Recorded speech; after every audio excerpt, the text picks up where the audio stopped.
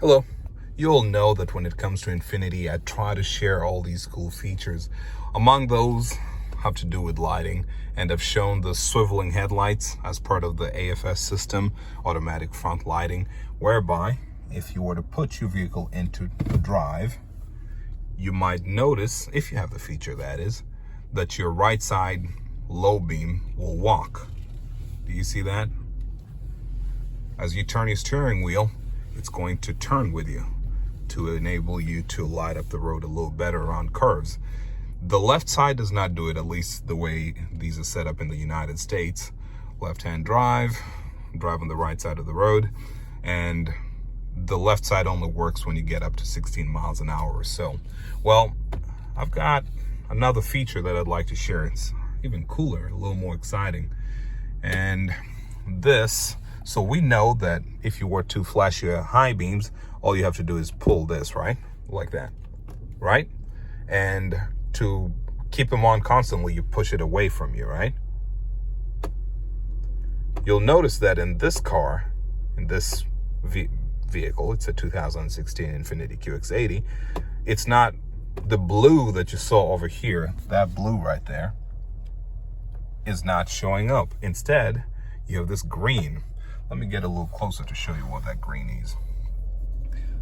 If you look closer, you'll see that it looks a lot like just a typical, it looks more like a fog light actually, but it's a beam symbol with an A in it, and that is automatic.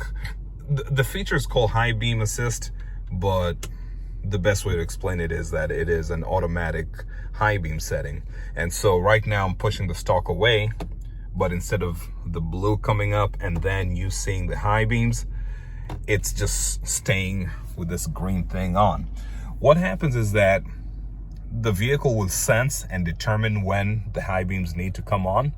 One of those situations is that it says if you're sitting, you stopped, there's really no need for you to use the high beams. So I need to get to a speed of about 20 miles an hour or so, and above that, the high beams are going to turn on. There you go. Did you see the blue come on? And once it starts slowing down, you'll see the blue go away.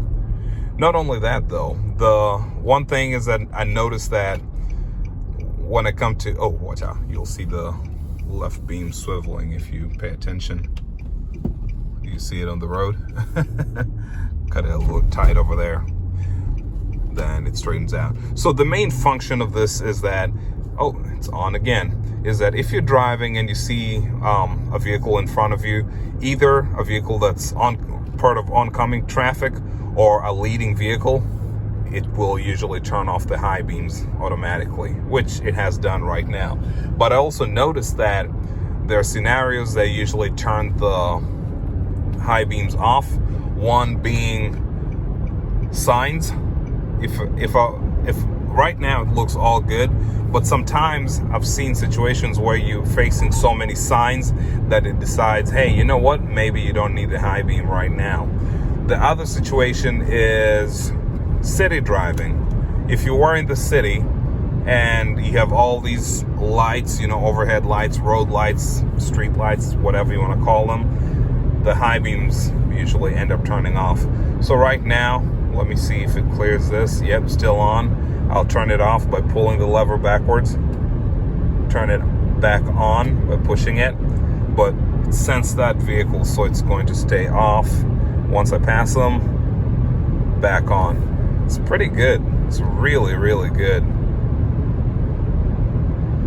Let me turn on my fog lights. Obviously, they're not going to turn on if the high beams are on.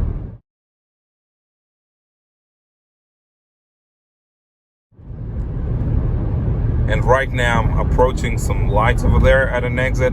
I'm going to try my best to sustain my speed above 20. Well, I was going to say I'll keep 60 or so, but you'll notice that it's already turned the high beams off, even at highway speeds, because of all the lighting over here. So it's a pretty nifty system. I like it. Some people don't like a lot of these basic functions being automated, but being human, very, very human, I usually try my best to not use my high beams a lot, which is possible with the nice lights that Infinitis usually have, but every once in a while I catch myself using them, and that's not the bad part. The bad part is, being human, you end up forgetting to turn them off till someone flashes the high beams at you, and then you realize, oh, I'm one of those people now, right? So yeah, but that's all I wanted to do. Just wanted to showcase a pretty cool feature, something I really like from this 2016 Infiniti QX80. All in all, excellent family cruiser, excellent cruiser, excellent highway warrior. Call it whatever you want, but man, it eats up the miles so comfortably. And with all these other features, you know, not just the automatic headlights and automatic high beams as well, but intelligent cruise control, it makes driving so effortless. I really enjoy it.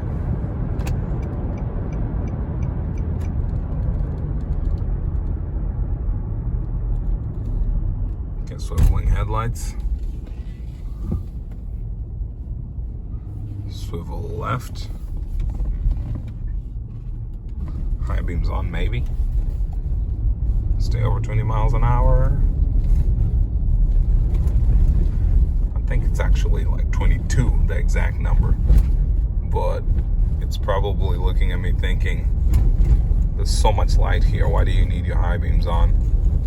Okay, it's not going to turn on for the house, which is, it's just as well. But do you see the swiveling headlights? You'll see the left one, once I get to below 16 miles an hour, it's just going to stop. Do you see a walk back?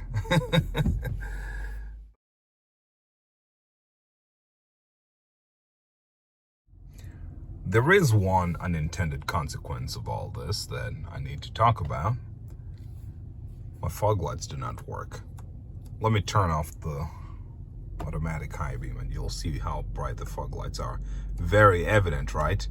But, and this is typical really, whenever you turn on your high beams, your fog lights usually get disabled. So fog lights on, let me just flash the high beams and see what happens. Right? You can see that makes sense. But although with the automatic high beam or high beam assist, I can push it and you see the green thing comes over there. And although the high beams are not on yet, I guess because the switch is on the high beam side, my fog lights go off anyway. It's crazy, right? So yeah, just something to know. If you absolutely have to have your fog lights on, it is something worth noting. But as bright or as evident as those fog lights are, I have to admit, if you need your high beams, you probably don't need your fog lights at the same time. It's just a thing. And I bet there's a safety reason why you're not going to overload all your lighting systems at once.